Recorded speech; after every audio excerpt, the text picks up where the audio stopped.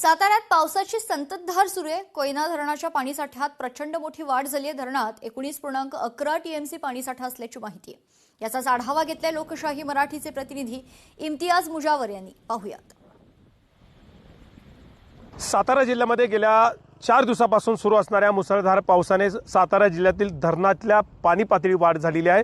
सोळशी, कांदाटी, कोयना या विभागामध्ये देखील मोठ्या प्रमाणात असणारा कोयना बॅकवॉटर देखील कोयना धरण हे आता 18% भरलेलं असल्याचं आपल्याला चित्र पाहावयास मिळत आहे। एकंदरीतच सातारा जिल्ह्यामध्ये गेल्या 24 तासात 42 मिलीमीटर, नवजा खोऱ्यामध्ये 51 मिलीमीटर, तर त्याचबरोबर महाबळेश्वर तालुक्यामध्ये 62 मिलीमीटर पावसाची नोंद झालेली आहे।